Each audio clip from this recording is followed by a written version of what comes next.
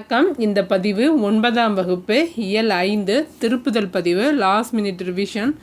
Page by page பார்த்து படிக்கணும் அப்படின்னு நினைக்கிறவங்க இதை பார்த்து படிச்சுக்கோங்க. நான் படிக்கிறது உங்களுக்கு மேட்ச் ஆச்சுன்னா படிச்சுக்கோங்க. இந்த இயலில் கல்வியில் சிறந்த பெண்கள் பற்றி பார்க்க போகிறோம். குடும்ப விளக்குங்கிற பாடல், சிறுபஞ்சம் மூலம், வீட்டிற்கோர் புத்தக சாலை, இலக்கணம் இடைச்சொல்லும் உரிச்சொல்லும் பார்க்க போகிறோம். கல்வியில் சிறந்த பெண்கள் உரைநடை. இது வில்லுப்பாட்டு மாதிரி கொடுத்துருப்பாங்க. பாருங்கள், பாக்ஸில் சங்க காலத்தில் பெண்பார் புலவர்கள் சிலரை பற்றி கொடுத்துருக்காங்க. ஔவையார், ஓக்கூர் மாசாத்தியார், ஆதிமந்தியார், வெண்ணி குயத்தியார், பொன்முடியார், அல்லூர் நன்முல்லையார், நற்கண்ணையார், காக்கைப்பாடினியார், வெள்ளி வீதியார், காவர் பெண்டோ, நப்பசலையார். பெண்மை புரட்சி யாருன்னு கேட்டால் முத்துலட்சுமி. ஏன்னா இவங்க நிறையா இதில் முதல் போஸ்டிங்கில் இருந்திருக்காங்க. தமிழகத்தின் முதல் பெண் மருத்துவர் இவங்க தான். இந்திய பெண்கள் சங்கத்தின் முதல் தலைவர், சென்னை மாநகராட்சியின் முதல் துணை மேயர், சட்ட மேலவைக்கு தேர்ந்தெடுக்கப்பட்ட முதல் பெண்மணி, சென்னை மாநகராட்சியின் முதல் துணை மேயர், இந்திய சங்கத்தின் முதல் தலைவர், முதல் பெண் மருத்துவர். இத்தனை போஸ்டிங் இவங்க ஃபஸ்ட்டு கொண்டு வந்திருக்காங்க. அதனால இவங்க பெண்மை புரட்சி முத்துலட்சி அப்படின்னு வச்சுக்கோங்க. முத்துலட்சுமி தான் புரட்சி. இவங்க என்னென்னத்துக்கெல்லாம் பாடுபட்டிருக்காங்க அப்படின்னா, தேவதாசி முறை ஒழிப்பு சட்டம், இருதார தடை சட்டம், பெண்களுக்கு சொத்துரிமை வழங்கும் சட்டம், குழந்தை திருமண தடை சட்டம், இது எல்லாமே நிறைவேற காரணமாக இருந்திருக்காங்க. அடையாற்றில் 1930 ஔவை இல்லம் கட்டுறது, 1952 புற்றுநோய் மருத்துவமனை ரெண்டுமே இவங்க நிறுவியிருக்காங்க. 30 ஔவை இல்லம், அடையாற்றில் 52 புற்றுநோய் மருத்துவமனை. முடியாது பெண்ணாலே என்கின்ற மாயையினை முடக்க எழுந்தவர் தந்தை பெரியார். விடியாது பெண்ணாலேங்கிற கேலியை மிதித்து துவைத்தவர் யாருன்னா பாரதியார். பெண்ணடிமை தீருமரும் மண்ணடிமை தீருமோ, பெண்ணடிமை தீரும் வரை மண்ணடிமை தீருமோ என இடிமுழக்கம் செய்தது யாரு? பாரதிதாசன். 1882 ஹண்டர் குழு தான் முதல்ல பெண் கல்விக்கு பரிந்துரை செஞ்சுது. அந்த அறிக்கையின்படி தான் மராட்டிய மாநிலத்தில் ஜோதிராவ் பூலே, சாவித்திரிபாய் பூலே இணையர் முதலாக பெண்களுக்கான பள்ளியை தொடங்கினாங்க. பெண்களுக்கான பள்ளியை முதல்ல தொடங்கினது ஜோதிராவ் பூலேவும் சாவித்திரிபாய் பூலேவும் மகாராஷ்டிராவில் மராட்டியத்தில். அதுக்கு துணையாக இருந்த குழு எதுன்னு கேட்டிங்கன்னா 1882 ஹண்டர் குழு தான் பெண் கல்வியை பரிந்துரைச்சுது. அடுத்து பெண்மை துணிவு. மூவலூர் ராமாமிர்தம். துணிவாக இருந்தால் அமிர்தம் சாப்பிட்லாம், ஞாபகம் வச்சுக்கோங்க. துணிவாக இருந்தால் அமிர்தம் சாப்பிட்லாம். இவங்க சமூக சீர்திருத்தவாதி, திராவிட இயக்க அரசியல் செயல்பாட்டாளர். தேவதாசி சட்டம் ஒழிப்பு நிறைவேறத்துக்கு துணை நின்றது. தேவதாசி முறை ஒழிப்பு சட்டத்தை கொண்டு அதுக்கு பாடுபட்டது முத்துலட்சுமி ரெட்டி. அவங்களுக்கு துணையாக நின்னது யாருன்னு கேட்பாங்க. மூவலூர் ராமாமிர்தம். தமிழக அரசு 8ஆம் வகுப்பு வரை படித்த இளம் பெண்களுக்கான திருமண உதவித்தொகையை மூவலூர் ராமாமிர்தம்ங்கிற பேரில் தான் வழங்குது. அடுத்து பெண்மை உயர்வு. பண்டித ராமாபாய். பண்டிதராக இருந்தாலும் பாயாக இருந்தாலும் உயர்வாக இருப்பாங்கன்னு ஞாபகம் வச்சுக்கோங்க. பாய் உயர்வாக இருப்பாங்கன்னு ஞாபகம் வச்சுக்கோங்க. அப்படி இல்லாட்டி இவங்க சமூக தன்னார்வலர், தடைகளை மீறி கல்வி கற்று பண்டிதர் ஆகியவர். அதனாலே இவங்க உயர்வுன்னு ஞாபகம் வச்சுக்கோங்க. பெண்களின் உயர்வுக்கு துணை நின்றவர். தடையை மீறி கல்வி கற்று பண்டிதரானவங்க யாருன்னு கேட்டாங்கன்னா பண்டித ராமாபாய். அடுத்து பெண்மை சிறப்பு. ஐடா சோபியா ஸ்கட்டர். இவங்க பெண்கள் மருத்துவர் ஆவதை மருத்துவ உலகமே விரும்பாத காலத்தில் தமிழகத்துக்கு மருத்துவராகி வேலூரில் இலவச மருத்துவம் அளித்தவர். இங்கே வேலூருங்கிறதும் பெண்மை சிறப்புங்கிறது ரொம்ப முக்கியம். ஐடா சோபியா ஸ்கட்டர். சிறப்பு அப்படின்னு ஞாபகம் வச்சுக்கோங்க. ஐடா சோபியா ஸ்கட்டருங்கிறவங்க தான் பெண்மை சிறப்புக்கு உதாரணம். இவங்க வேலூரில் இலவச மருத்துவம் அளித்தாங்க. அடுத்த செய்தி என்னென்னா, இந்தியாவில் குழந்தையை பாதுகாப்போம் என்ற அமைப்பை நிறுவி இதுவரைக்கும் 80,000 குழந்தைகள் கல்வி பெற உதவியாக இருந்தது யாருன்னா கைலாஷ் சத்யார்த்தி. இவங்களுக்கு 2014 நோபல் பரிசு வழங்கினாங்க. கைலாஷ் சத்யார்த்தி. இங்கே மலாலாவை பற்றி கொடுத்துருக்காங்க. பாகிஸ்தானில் பெண் கல்வி வேண்டுமென போராட்ட களத்தில் இறங்கிய போது மலாலாவின் வயது 12. 1997 12 வயசு. பெண்மை அறிவுக்கு சாவித்திரிபாய் பூலே கொடுத்துருக்காங்க. ஏன்னா இவங்க ஆசிரியருங்கிறதுனால அறிவு கொடுத்துட்டாங்கன்னு ஞாபகம் வச்சுக்கோங்க. 1948 பெண்களுக்கென தொடங்கப்பட்ட பள்ளியில் ஆசிரியராக பணியாற்றியவர் இவரே. அதனால் இவங்க தான் முதல் பெண் ஆசிரியர். பெண் கல்வி ஊக்குவிப்பு திட்டங்கள் கொடுத்துருக்காங்க. ஈவேரா நாகம்மை இலவச கல்வி திட்டம் வந்து பட்ட மேற்படிப்புக்கு உரியது. ஈவேரா நாகம்மைங்கிறது பட்ட மேற்படிப்புக்கு. சிவகாமி அம்மையார் கல்வி உதவி திட்டம் வந்து கல்வி திருமண உதவித்தொகை வந்து திருமண உதவித்தொகையாகவும் அவற்றுடன் தொடர்புடையதையும் பார்க்கணும் அப்படின்னா இந்த இதில் பாருங்கன்னு போட்டிருக்காங்க. சிவகாமி அம்மையார் கல்வி உதவி திட்டம் வந்து திருமண உதவித்தொகை. தனித்தமிழில் சிறந்த நீலாம்பிகை அம்மையார், மறைமலை அடிகளாரோட மகள் தான் வந்து நீலாம்பிகை அம்மையார். இவங்க வந்து தமிழ் கட்டுரைகளும் வடசொல் தமிழ் சொல் அகராதியையும் வெளியிட்டிருக்காங்க. முப்பெண்மணிகளின் வரலாறு, பட்டினத்தார் பாராட்டிய மூவர் 3 வருது 2மே ஆகிய நூல்கள் வந்து தனித்தமிழ் எழுத விரும்புவோருக்கு இது மிகவும் பயனுள்ளதாக இருக்கும். அதாவது தமிழ்லே எழுதணும், சுத்த பியூர் தமிழ் எழுதணும் அப்படிங்கிறவங்க இதெல்லாம் படித்து பார்த்து எழுதிக்கலான்றாங்க. வடசொல் தமிழ் சொல் அகராதி, முப்பெண்மணி வரலாறு, பட்டினத்தார் பாராட்டிய மூவர், இது எல்லாமே வந்து நீலாம்பிகை அம்மையாரோட நூல்கள். இங்கே ஹோத்தாரி கல்விக்குழு கொடுத்துருக்காங்க. 1964 ஹோத்தாரி கல்விக்குழு தான் தன் பரிந்துரையில் அனைத்து நிலையிலும் மகளிர் கல்வியை வலியுறுத்துது. முதல்ல பெண் கல்வியை வலியுறுத்தினது எதுன்னு கேட்டாங்கன்னா ஹண்டர் குழு. அனைத்து நிலைகளிலும் பெண் கல்வியை வலியுறுத்தினது வந்து ஹோத்தாரி கல்விக்குழு. அடுத்து சாரதா சட்டம். பெண் முன்னேற்றத்துக்கு தடைக்கல்லாய் இருப்பது குழந்தை திருமணம். எனவே அதை தடுக்க 1929 சாரதா சட்டம் கொண்டு வரப்பட்டது. குழந்தை திருமண தடை சட்டம் தான் வந்து சாரதா சட்டங்கிற பேரில் நிறைவேறுச்சு. ஈத்த ராஜேஸ்வரி அம்மையார் அப்படிங்கிறவங்களை பற்றி கொடுத்துருக்காங்க. 1906 1955 இவங்க வந்து இலக்கியம், தமிழ், அறிவியல் இந்த துறைகளில் சிறந்து விளங்கினாங்க. திருமந்திரம், தொல்காப்பியம், கைவல்யம் போன்ற நூல்களில் அறிவியல் உண்மைகள் குறித்த சொற்பொழிவு ஆற்றியிருக்காங்க. இவங்க ராணிமேரி கல்லூரியில் பேராசிரியராக பணியாற்றியிருக்காங்க. சூரியன், பரமணு புராணம் போன்ற அறிவியல் நூல்களை இவங்க எழுதியிருக்காங்க. அவ்வளோதான் இந்த லெசனில் இருக்க இன்ஃபர்மேஷன்ஸு.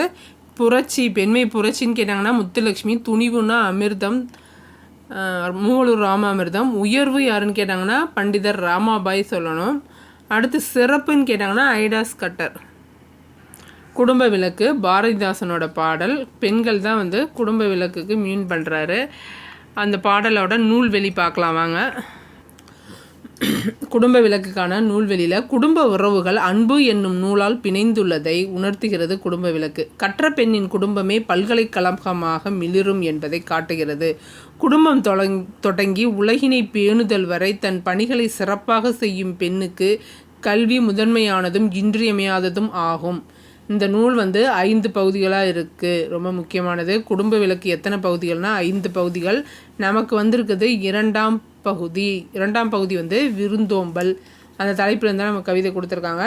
பாரதிதாசனோட இயற்பெயர் கனகசுப்புரத்தினம். இவர் பாரதியின் கவிதை மீது கொண்ட பற்றால் பாரதியார் என தம் பெயரை மாற்றிக்கொண்டார். பாண்டியன் பரிசு, அழகின் சிரிப்பு, இருண்ட வீடு, குடும்ப விளக்கு, தமிழ் இயக்கம் உள்ளிட்டவை இவரது படைப்புகள்.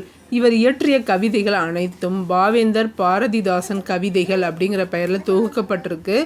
பிசிராந்தியார்கிற நாடக நூலுக்காக இவர் சாகித்ய அகாடமி விருது வாங்கினார். இவரோட நினைவாக தான் பாவேந்தர் விருது வழங்குறாங்க. அதை முதல்ல வாங்கினது தான் வந்து சுரதா.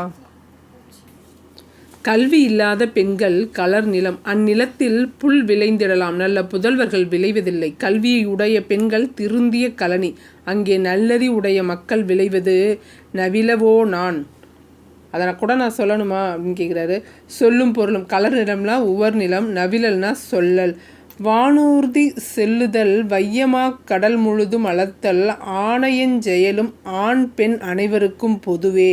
இன்று நானிலம் ஆடவர்கள் ஆணையால் நலிவு அடைந்து போனதால் பெண்களுக்கு விடுதலை போனதன்றோ. வையகம்னா உலகம், மாக்கடல்னா பெரிய கடல். இந்நாளில் பெண்களுக்கு எல்லாம் ஏற்பட்ட பணியை நன்கு பொன்னே போல் ஒரு கையாலும் விடுதலை பூணும் செய்கையை இன்னொரு மலர் கையாலும் இயற்றுக. பெண்கள்கிட்டே சொல்கிறாரு, நீங்களே உங்கள் வேலையும் பார்த்துக்கோங்க, விடுதலைக்கான செயலையும் நீங்களே செய்யுங்கன்றாரு. கல்வி இல்லா மின்னாலை வாழ்வில் என்றும் மின்னாள் என்றே உரைப்பேன். இயற்றுக அப்படின்னா செய்க, மின்னாலை அப்படின்னா மின்னலை போன்றவளை, மின்னால்னா ஒளிரமாட்டாள். சமைப்பது வீட்டு வேலை சலிப்பின்றி செயலும் பெண்கள் தமக்கே ஆம் என்று கூறல் சரியில்லை. ஆடவர்கள் நமக்கும் அப்பணிகள் ஏற்கும் என்றென்னும் நன்னாள் காண்போம். சமைப்பது தாழ்வா? இன்பம் சமைக்கிறார் சமையல் செய்வார். உணவினை ஆக்கல் மக்கட்கு உயிராக்கல் அன்றோ. வாழ்வு பணத்தினால் அன்று, வில்வாள் படையினால் காண்பதன்று. தணலினை அடுப்பில் இட்டு தாலியில் சுவையை இட்டே அணிந்திருந்திட்டார் உள்ளத்து அன்பிட்ட உணவால் வாழ்வோம்.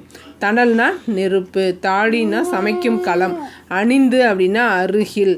சமைப்பது பெண்களுக்கு தவிர்க்க ஒண்ணா கடமை என்றும் சமைத்திடும் தொழிலோ நல்ல தாய்மார்க்கே தக்கதென்றும் தமிழ் திருநாடு தன்னில் இருக்குமோர் சட்டம் தன்னை இமைப்பொழுதில் நீக்க வேண்டில் பெண் கல்வி வேண்டும் யாண்டும். தவிர்க்க ஒண்ணா அப்படின்னா தவிர்க்க இயலாத, யாண்டும்னா எப்பொழுதும். பெண்கள் சமைக்கிற வேலையை அவங்களே செய்யக்கூடாது, அதை நீக்கணும்னா அவங்களுக்கு கல்வி வேணும்னு சொல்லியிருக்காரு நம்ம பாரதிதாசன். குடும்ப விளக்கு 2ஆம் பகுதி விருந்தோம்பல். இலக்கண குறிப்பு. மாக்கடல்னா உரிச்சொல் தொடர், ஆக்கல்னா தொழிற்பெயர், பொன்னே போல் அப்படின்னா ஓம உருபு, மலர்கைனா ஓமை தொகை, வில்வாள் அப்படின்னா உம்மை தொகை, தவிர்க்க ஒண்ணா அப்படின்னா ஈறுகெட்ட எதிர்மறை பெயரெச்சம். விழைவது விளை இவ்வு ஆ தூணு பிரியுது பகுதி இவ்வு எதிர்கால இடைநிலை ஆ சாரியை தூ தொழிற்பெயர் விகுதி. சமைக்கின்றார் அதில் சமை பகுதி இக்கு சந்தி, கின்றுங்கிறது நிகழ்கால இடைநிலை, ஆர் பலர்பால் வினைமுற்று விகுதி. அடுத்து பாடல்கள் யார் பாடுறதுன்னு கொடுத்துருக்காங்க. பட்டங்கள் ஆள்வதும் சட்டங்கள் செய்வதும் பாரினில் பெண்கள் நடத்த வந்தோம் பாரதி. மங்கையராய் பிறப்பதற்கே நல்ல மாதவம் செய்திட வேண்டுமா கவிமணி. பெண்ணெனில் பேதை என்ற எண்ணம் இந்த நாட்டில் இருக்கும் வரை உருப்படல் என்பது சரிபடாது. பாவேந்தர் பாரதிதாசன். அடுத்த செய்யுள் சிறுபஞ்ச மூலம் காரியாசனோடது. சிறுபஞ்ச மூலத்தோட நூல்வெளி. சங்க இலக்கியங்களை தொடர்ந்து நீதி நூல்கள் தோன்றின. சங்க இலக்கியம்னா 10 பாட்டு 8 தொகை, அதை தொடர்ந்து நீதி நூல்கள் தோன்றுச்சு. அதுதான் 11 கீழ்கணக்கு அப்படின்னு சொல்கிறோம். அவற்றுள்ள சிறுபஞ்ச மூலம் ஒன்று. இது 5 சிறு வேர்களை பற்றி சொல்கிறது. கண்டங்கத்திரி, சிறுவெழுந்துளை, சிறுமல்லி, பெருமல்லி, நெருஞ்சி, இந்த வேர்கள் வச்சு உண்டாகிற மருந்து உடல் பிணியை போக்கும். அது மாதிரி சிறுபஞ்ச மூலத்துலேயும் 5 கருத்துக்கள் மக்கள் அறியாமையை போக்குது. இது 3 டைப்பாக இருக்குது. எப்படின்னாக்கா நன்மை தருவன, தீமை தருவன, நகைப்புக்குரியன அப்படிங்கிற வகையில் வாழ்வியல் உண்மைகளை எடுத்துக்காட்டுது. எப்படி 3 வகையாக இருக்குது. நன்மை தருவது, தீமை தருவன, நகைப்புக்குரியன அப்படிங்கிற வகையில் வாழ்வியல் உண்மைகளை காட்டுது. சிறுபஞ்ச மூலத்தின் ஆசிரியர் காரியாசன். இவர் மதுரை தமிழாசிரியர் மாக்காயனாரின் மகன். காரி என்பது இயற்பெயர், ஆசான் என்பது தொழிலின் அடிப்படையில் அமைந்த பெயர். மாக்காரியாசான் என்று பாயிர செய்யுள் இவரை சொல்லுது. பாயிர செய்யுள் மாக்காரியாசான் அப்படிங்கிற பெயரில் இவரை சொல்லுது. பூவாது காய்க்கும் மர அறிவுடையார் தாமே உணர்வாருங்கிறது தான் இந்த பாட்டோட மீனிங்கு. பூவாது காய்க்கும் மரமுல நன்றறிவார் மூவாது மூத்தவர் நூல் வல்லார். தாவா விதையாமை நாறுவ வித்து உல மேதைக்கு உரையாமை செல்லும் உணர்வு. பூவாது காய்க்கும் மரம் அப்படின்னா பூக்காமலே சில மரம் காய்ச்சிரும், ஸ்ட்ரெயிட்டாக முதிர்ச்சி அடைஞ்சிரும். அதாவது அறிவு சின்ன வயசாக இருந்தால் கூட அவங்களும் அறிவோடு இருப்பாங்க, அவங்களையும் நாம் ஏற்றுக்கணும் அப்படிங்கிறத சொல்கிறாங்க. அதே மாதிரி நாம் தோண்டி விதை போட்டு அதுக்கு உரம் போட்டால் தான் நல்லா முளைச்சி செடி வரும் அப்படிங்கிறது இல்லை. மாறி போய் விழுற விதை கூட நல்லா முளைக்குது இல்லையா. அந்த மாதிரி மேதைகளும் படிக்காமலே சில பேர் மேதையாகவும் இருப்பாங்க அப்படிங்கிறத சொல்கிறது தான் இந்த காரியாசனோட பாடல். இந்த பாடலில் எடுத்துக்காட்டு ஓமையணி பயின்று வந்திருக்கு. மூவாது அப்படின்னா முதுமை அடையாமல், நாறுவன முளைப்ப, தாவானா கெடாதிருத்தல். இலக்கண குறிப்பு. அறிவார் வல்லார் அப்படின்னா வினையால் அணையும் பெயர். விதையாமை உரையாமைனா எதிர்மறை தொழிற்பெயர்கள். தாவா அப்படிங்கிறது ஈறுகெட்ட எதிர்மறை பெயரச்சம். உரை ஈ ப்ளஸ் ஆ ப்ளஸ் மை. உரைனா பகுதி, ஈனா சந்தி உடன்படுமையாக வந்திருக்கு. ஆனா எதிர்மறை இடைநிலை, மை தொழிற்பெயர் விகுதி. காய்க்கும்ங்கிறதுல காய் பகுதி, இக்கு சந்தி, இக்கு எதிர்கால இடைநிலை, பெயரச்ச விகுதி. அந்த பாட்டுக்கு ஏற்ற மாதிரி இங்கே இன்ஃபர்மேஷன் கொடுத்துருக்காங்க. சாதனைக்கு வயது தடையன்று. 10 வயதிற்குள்ளாகவே சொற்பொழிவு நிகழ்த்தும் ஆற்றல் பெற்றது வள்ளலார். 11 வயதிலேயே அரசவையில் கவிதை எழுதினது நம்ம பாரதி. கவிதை எழுதி பாரதிங்கிற பட்டமும் வாங்கிட்டாரு 11 வயசில். 15 வயதிலேயே பிரெஞ்சு இலக்கியத்து கழகத்துக்கு தமது கவிதையை எழுதி அனுப்புனது விக்டர் ஹியோகோ தான் 15 வயசுலேயே இலக்கிய கழகத்துக்கு கவிதை எழுதி அனுப்பிச்சிருக்காரு, பிரெஞ்சு இலக்கிய கழகத்துக்கு. 16 வயதிலேயே தமது தந்தையின் போர்ப்படையின் தலைவரானது மாவீரன் அலெக்சாண்டர் போர்ப்படையின் தளபதியானார். 17 வயதில் பைசா நகர சாய்ந்த கோபுரத்தின் விளக்கு ஊசலாடுவது குறித்து ஆய்ந்தவர் கலீலியோ. தெரியுமான இன்ஃபர்மேஷன் கொடுத்துருக்காங்க பாருங்கள். சிறுபஞ்சமூலத்தில் ஒவ்வொரு பாடல்லையும் 5 கருத்துக்கள் இடம்பெறுற மாதிரி 3 கருத்துக்கள் திரிகடுகத்துலையும் 6 கருத்துக்கள் ஏழாதிலையும் இடம்பெறுது. அடுத்து வீட்டிற்கோர் புத்தகச்சாலை. வீட்டிற்கோர் புத்தகச்சாலை துணைப்பாடம். இது அண்ணாவோட வானொலி பேச்சு, வானொலி உரையை தான் இதில் கொடுத்துருக்காங்க. நான் இன்னும் வாசிக்காத நல்ல புத்தகம் ஒன்றை வாங்கி வந்து என்னை சந்திப்பவனே என் தலை சிறந்த நண்பன் அப்படின்னு சொன்னது அப்ரஹாம் லிங்கன். அண்ணாவோட நினைவாக 2009ஆம் ஆண்டு நடுவண் அரசு வந்து 5 ரூபாய் நாணயத்தில் அவரோட உருவம் பொறித்து வெளியிட்டது. 2010 அண்ணா நூற்றாண்டு நிறைவடைந்ததை நினைவுபடுத்தும் வண்ணம் அவருக்கு வந்து நூற்றாண்டு நூலகம் தொடர்ந்தாங்க. அண்ணா நூற்றாண்டு லைப்ரரி தொடங்கினாங்க. 2010 5 ரூபாய் நாணயம் வெளியிட்டது 2009. அறிஞர் அண்ணாவின் புகழ்பெற்ற பொன்மொழிகள். மாற்றான் தோட்டத்து மல்லிகைக்கும் மனம் உண்டு, கத்தியை தீட்டாதே உந்தன் புத்தியை தீட்டு, வன்முறை இருபக்கமும் கூறுள்ள கத்தியாகும், எதையும் தாங்கும் இதயம் வேண்டும், சட்டம் ஒரு இருட்டறை, அதில் வழக்கறிஞர் வாதம் ஒரு விளக்கு. மக்களின் மதியை கெடுக்கும் ஏடுகள் நமக்கு தேவையில்லை, தமிழரை தட்டி எழுப்பும் தன்மான இலக்கியங்கள் தான் தேவை, தன்னம்பிக்கை ஊட்டி மதிப்பை பெருக்கும் நூல்கள் வேண்டும்னு சொல்லியிருக்காரு. நல்ல வரலாறுகளை படித்தால்தான் இளம் உள்ளத்திலே புது முறுக்கு ஏற்படும், இளைஞர்களுக்கு பகுத்தறிவும் சுயமரியாதையும் தேவைன்னு சொல்லியிருக்காரு. இளைஞர்கள் உரிமை போர்ப்படையின் ஈட்டி முனைகள், நடந்தவை நடந்தவையாக இருக்கட்டும், இனி நடப்பவை நல்லவையாக இருக்கட்டும். இது எல்லாமே அண்ணாவோட பொன்மொழிகள். வீட்டுக்கோ புத்தகசாலை இப்பகுதி பேரறிஞர் அண்ணாவின் வானொலி உரை தொகுப்பில் இடம்பெற்றது. இது வந்து தமிழிலும் ஆங்கிலத்திலும் மிகச்சிறந்த பேச்சாளராக விளங்கியவர் அண்ணா. எழுத்தாளரான அண்ணாவை தென்னகத்து பெர்னாட்ஷா என்று அழைத்தனர்.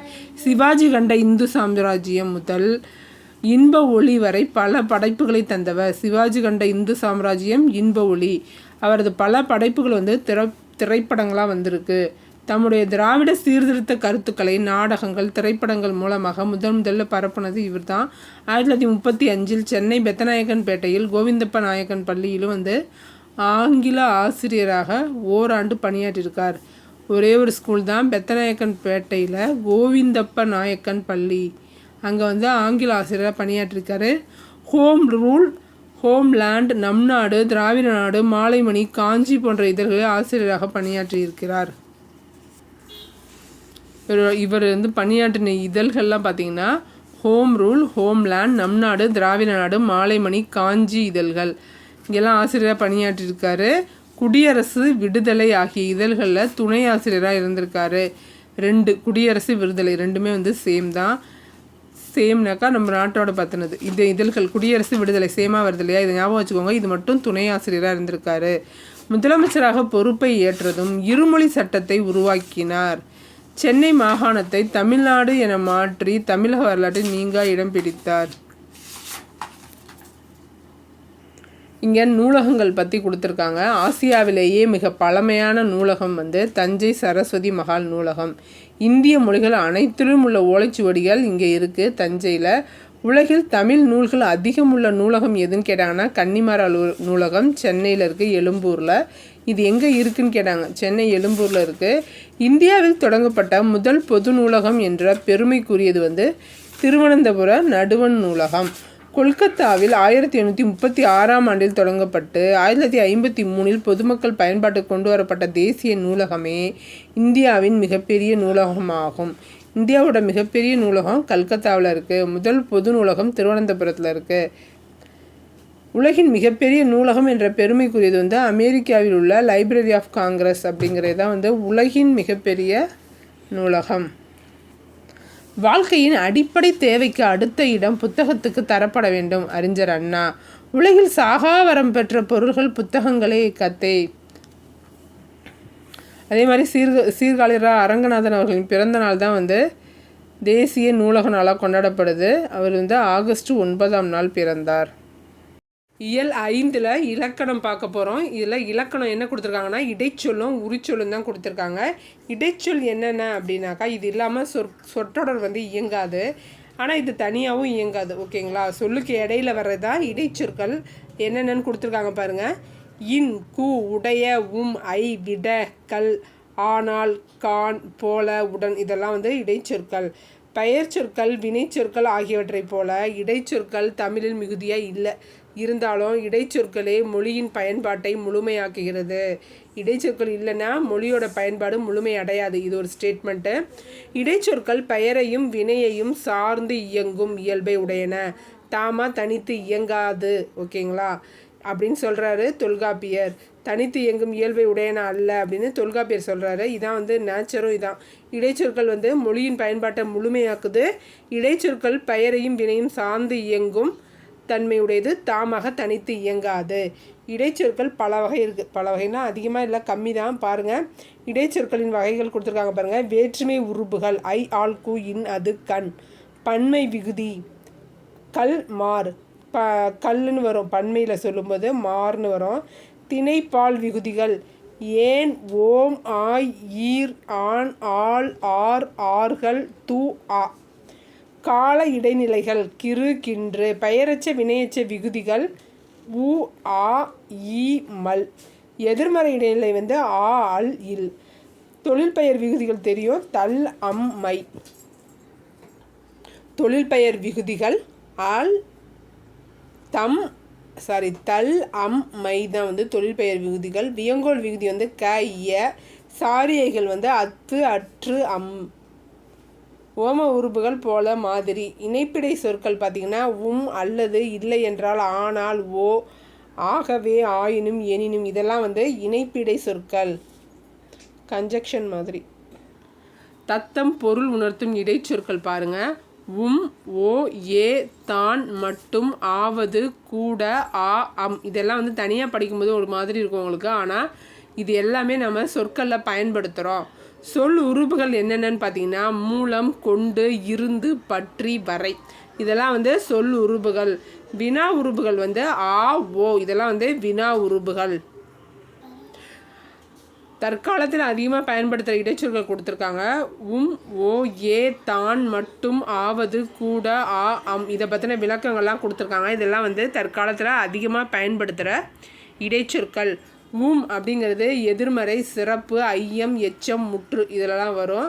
தெரிநிலை, ஆக்கம் இந்த பொருள்கள்லாம் கூட வரும் அப்படிங்கிறது. மழை பெய்தும் இங்கே வருதா புழுக்கம் குறையவில்லை, இது எதிர்மறையில் வருதா. பாடகர்களும் போற்றும் பாடகர் உயர்வில் வருது, சிறப்பில் வருது. ஓகார இடைச்சொற்கள் ஒளி, இசை, வினா, சிறப்பு, எதிர்மறை, தெரிநிலை, கழிவு, பிரிநிலை, அசைநிலை ஆகிய 8 பொருள்களில் வரும். ஓங்கிறது 8 பொருளில் வரும். ஓங்கிறது 8 பொருள்களில் வரும்னு கொடுத்துருக்காங்க. இதை நன்னூல் சொல்லுது. தற்காலத்தில் ஓகார இடைச்சொல் பிறநிலை பொருளில் அதிகமாக வருதான். இன்றைக்கு மழை பெய்யுமோ அப்படிங்கிறது ஐயம். பூக்கொடியோ மலர் கொடியோ பேசுங்கள், இது அல்லது அது அப்படிங்கிற மாதிரி வர்றது. பாலுவோ கண்ணனோ பேசாதீர்கள், இதுவும் இல்லை அதுவும் இல்லை அப்படிங்கும்போது கூட வரும். அது அல்லனா இதுங்கிறதுலையும் வரும், இதுவும் இல்லை அதுவும் இல்லைங்கிறதுலையும் வருது. என்ன வார்த்தைனாக்கா ஓங்கிற வார்த்தை 8 பொருள்களில் வருது. அடுத்து ஏகார இடைச்சொல் பிரிநிலை, வினா, எண், ஈற்றசை, தேற்றம், இசைநிறை ஆகிய 6 பொருள்களில் வரும் என்று நன்னூல் குறிப்பிடுகிறது. இப்போது இந்த இது இடைச்சொற்கள். இடைச்சொற்கள் படிக்கும்போது உங்களுக்கே தெரியுது இல்லையா, இந்த இடைச்சொற்கள் ஆ தான் இந்த இதெல்லாம் எப்படி படிக்கிறது, சரி இதை விட்டுலாம் அப்படின்னு நம்ம நினச்சோன்னா இதை விட்டுருவோம், நம்ம மனநிலை இப்படி இருக்கும் அப்படிங்கிறது கொஷின் எடுக்கிறவங்களுக்கு நல்லா தெரியும். ஆனால் இதுலேருந்து கொஷின் எடுக்க நிறைய வாய்ப்பு இருக்குது. அதனால் இதையும் விடாமல் படிங்க. அடுத்து அதிகமாக பயன்படுத்துகிற இடைச்சொல் பார்த்திங்கன்னா தான் என்னும் இடைச்சொல்லும் அழுத்த பொருளில் தான் வருது. சொற்றொடரில் எந்த சொல்லுடன் வருகிறதோ அதனை முதல்நிலைப்படுத்தும். இங்கே பாருங்கள், நிர்மலா தான் நேற்று விழாவில் பாடினார். நிர்மலாவை நிர்மலாவை அழுத்தம் கொடுத்து அந்த நிர்மலாவை முதல்நிலைப்படுத்துது. நிர்மலா நேற்று தான் விழாவில் பாடினாள், நேற்றை முதன்மைப்படுத்துது. அது மாதிரி எதன் கூட வருதோ அதை முதன்மைப்படுத்திடும். அதான் தான் அப்படிங்கிறதோட வேலை. வேறுபாட்டை உணருங்கள். நிர்மலா தான் பாடினாள், தான்கிறது இடைச்சொல். நிர்மலா தானும் பாடினாள் அப்படின்னு வரும்போது தற்சுற்று படற்கை ஒருமை இடப்பெயர் சொல்லில் வரும். அதாவது தானும் பாடினாலாம் இன்னொருத்தவங்களையும் சேர்த்து சொல்கிற மாதிரி வர்றது. மட்டும் அப்படிங்கிற சொல் வரையறை பொருள் தருகிறது. மட்டும் அப்படிங்கிற சொல் வரையறை பொருளை தருகிறது. முடிந்தவரை, குறிப்பிட்ட நேரம் வரை அப்படிங்கிற பொருள்களில் வருது. படிப்பு மட்டும் இருந்தால் போதும் வரையறை பொருளா? ஆவது இது பல பொருள்களில் வரும் இடைச்சொல்லாகும். 5 பேராவது வாருங்கள் குறைந்த அளவு. அவனாவது இவனாவது செய்து முடிக்க வேண்டும், அது அல்லனா இது. முதலாவது இரண்டாவதுங்கிறத வரிசைப்படுத்துறதுல ஆவதுங்கிறது வருது. கூடங்கிற இடைச்சொல் என்னிடம் ஒரு காசு கூட இல்லை குறைந்தபட்சம். தெருவில் ஒருவர் கூட நடமாடவில்லை முற்றுப்பொருள். அவனுக்கு வரைய கூட தெரியவில்லை அப்படிங்கிறது எச்சம் தழுவிய கூற்று. ஆங்கிறது வினா பொருட்களில் வரும் இடைச்சொல். ஆங்கிறதே வினா பொருள். ஆ என்னும் இடைச்சொல் சொற்றொடர் எந்த சொல்லுடன் இணைந்து வருகிறதோ அந்த சொல் வினாவாகிறது. புகழேந்தி நேற்று உன்னுடன் பேசினானா? புகழேந்தி நேற்று உன்னுடனா பேசினான். ஆங்கிறது உன்னுடன் வரும்போது உன்னையான்னு கேட்குது, பேசினானான்னு கேட்குது. பேசினானா அப்படிங்கும்போது இங்கே ஆ வருது, உன்னுடனா அப்படிங்கும்போது இங்கே ஆ வருது. அந்த மாதிரி எந்த வார்த்தையோட ஆ சேருதோ அங்கே கேள்வி இடம்பெறுது. அடுத்து ஆம்ங்கிற இடைச்சொல் சொற்றொடரின் இறுதியில் வந்து இசைவு, சாத்தியம், பொருத்தம் ஆகிய பொருள்களிலும் தகவலாகவும் வதந்தியாகவும் செய்தியை கூறுவதற்கு பயன்படுகிறது. உள்ளே வரலாமா அப்படிங்கிறது இசைவு. ஆம் வருதில்ல, இசைவு கேட்குது. இனியன் தலைநகர் போகிறானாம், இது வந்து தகவல். பறக்கும் தட்டு நேற்று பறந்ததாம், இது வந்து வதந்தி. வதந்தி பொருளாக ஆம்ங்கிற இடைச்சொல் வந்திருக்கு. இதை கேட்டு இதில் என்ன இடைச்சொல் வந்திருக்குன்னு கேட்பாங்க. ஆம் அப்படிங்கிற இடைச்சொல். அடுத்து தெரிந்து தெளிவம் கொடுத்துருக்காங்க பாருங்கள். அன்று என்பது ஒருமைக்கும் அல்ல என்பது பன்மைக்கும் உரியன. இது பழம் அன்றுன்னு சொல்லணும், ஒருமை. இவை பழங்கள் அல்லன்னு சொல்லணும், பன்மை. பன்மைக்கு அல்ல ஞாபகம் வச்சுக்கோங்க. எத்தனை அப்படிங்கிறது நம்பர்ஸை குறிக்கும். எத்துணை என்பது சைஸை குறிக்கும். எத்துணை என்பது பாருங்கள், எத்துணை நூல்கள் அப்படின்னா எத்தனை நூல்கள் வேணும். எத்தனை நூல்கள் அப்படின்னா நம்பர்ஸை கேட்குறாங்க, 1 2 அப்படிங்கிறது. எத்துணை அப்படின்னாக்கா பெரிய மரம். எத்துணை பெரிய மரம்னு கொடுத்தாங்கன்னா எத்தனை ஆண்டு பழமையானது அப்படிங்கிறத குறிக்குது. அடுத்து உரிச்சொற்கள். இடைச்சொல் பார்த்தாச்சு. இப்போ உரிச்சொற்கள் பெயரையும் வினைகளையும் சார்ந்து வந்து பொருளை உணர்த்துகின்றது. உரிச்சொல் இசை, குறிப்பு, பண்பு என்னும் பொருள்களுக்கு உரியதாய் வரும்.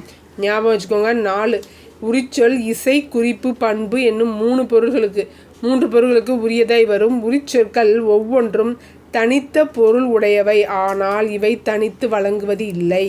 இடைச்சொற்கள் வந்து தனித்து பொருள் தராது, தனித்தும் இயங்காது. ஆனால் அது இல்லைன்னா சொற்கள் முழுமையடையாதுங்கிறது வந்து இடைச்சொற்களுக்கு. உரிச்சொற்கள் வந்து தனித்து இருந்தாலும் பொருள் தரும், ஆனால் தனித்து பயன்படுத்த மாட்டோம். ஓகேங்களா? உடையவே, ஆனால் இவை தனித்து வழங்கப்படுவது இல்லை. உரிச்சொற்கள் வந்து செய்யுளுக்கே உரியன, உரிச்சொல் உரியன அப்படின்னு சொல்லியிருக்காரு யார்? நன்னூலார். கடிமலர் எக்ஸாம்பிள் கொடுத்துருக்காங்க. கடிமலர் மனமிக்க மலர். கடிமலர் அப்படின்னா மனமிக்க மலர். கடிநகர் அப்படின்னா காவல் மிக்க நகர். கடி விடுதும் அப்படின்னா விரைவாக விடுவோம். கடி நுனினா கூர்மையான நுனி. இது எல்லாமே வந்து ஒரு சொல் பல பொருளுக்கு உரியதாக வருது. இங்கே பாருங்கள், உரு, தவ, நனி இந்த 3 உரிச்சொற்களுமே மிகுதிங்கிறது தான் குறிக்கும். பல சொல் ஒரு பொருள் தர உரிச்சொற்கள் இது. உரு பசி, தவ சிறந்தது, நனி நன்று இது எல்லாமே வந்து மிகுதியை தான் குறிக்குது. அடுத்து உரிச்சொற்கள் பெயரையும் வினையையும் சார்ந்து அவற்றின் முன்னால் வந்து பொருள் உணர்த்துகின்றன. ஒரு சொல் பல பொருள்களுக்கு உரியதாய் வருவதும் உண்டு, பல சொல் ஒரு பொருளுக்கு உரியதாய் வருவதும் உண்டு. கொஞ்ச நேரத்துக்கு முன்னாடி பார்த்தோம் இல்லையா? மழை, குழை என்பவற்றில் இருந்து உருவானவை தான் வந்து மழலை, குழந்தை. மழலை, குழந்தைங்கிறது எந்த சொல்லேருந்து உருவாச்சுன்னு கேட்பாங்க. இடைச்சொல்லா, உரிச்சொல்லா, வேற்றுமையான்னு கேட்டாங்கன்னா உரிச்சொல்லேருந்து தான் உருவாகிருக்கு. ஓகேங்களா? உவப்பு அப்படிங்கிறதுலேருந்து உவகைங்கிறதும், பசப்புங்கிறதுலேருந்து நிறம் மங்குதல், பயப்புங்கிறதுலேருந்து பயன் போன்றவை அப்படியே பயன்படுத்தப்படுகின்றன. செழுமை என்பது செழிப்பு, செழித்த, செழிக்கும் என்னும் பெயராகவும் வினையாகவும் பயன்படுகிறது. விழுமம் என்பது விழுப்பம், விழுமுதல், விழுமிய என பெயராகவும் வினையாகவும் பயன்படுகிறது. பிற உரிச்சொற்களும் அதே மாதிரியே தற்காலத்தில் பயன்படுத்தப்படுகின்றன. அடுத்து பிக்சர் கொடுத்து கொஷின் கேட்டிருக்காங்க. நான் காமராசரின் கவிதை நூல்கள் கருப்பு மலர்கள். திரைப்படமாக வெளிவந்த கோமல் சுவாமிநாதனின் நாடகம் தண்ணீர் தண்ணீர். நோபல் பரிசு பெற்ற எர்னஸ்ட் ஹெமிங்வேவின் குறுநாவல் வந்து கிழவனும் கடலும். சாகித்ய அகாடமி பரிசு பெற்ற சிற்பியின் கவிதை நூல் ஒரு கிராமத்து நதி. அடுத்து எஸ் ராமகிருஷ்ணனின் சிறார் நாவல் என்னன்னு கேட்டாங்கன்னா சாக்ரடீஸின் சிவப்பு நூலகம். சாக்ரடீஸின் சிவப்பு நூலகம் யாரோடது? எஸ் ராமகிருஷ்ணனோடது. அடுத்து கலைச்சொல் அறிவோம். சமூக சீர்திருத்தவாதி சோஷியல் ரீஃபார்மர். கலர் நிலம் சலைன் சாயில். தன்னார்வலர் வாலண்டியர். சொற்றொடர் சென்டென்ஸ். ஓய்ந்திருக்கலாகாதுங்கிற கல்வி சிறுகதை ஆதி வள்ளியப்பன். முதல் ஆசிரியருங்கிற நூல் சிக்கிங்ஸ் ஜாத்மாதவ். கல்வியில் நாடகம் பிரளயன். மலாலா கரும்பலகை யுத்தம். இதோட இயல் 5க்கான ரிவிஷன் முடியுது. சீக்கிரமாக ஃபாஸ்ட்டாக ரிவைஸ் பண்ணணும், எல்லாத்தையுமே படிச்சுக்கணும் அப்படின்னு நினைக்கிறவங்க இதை பயன்படுத்திக்கோங்க. நன்றி, வணக்கம்.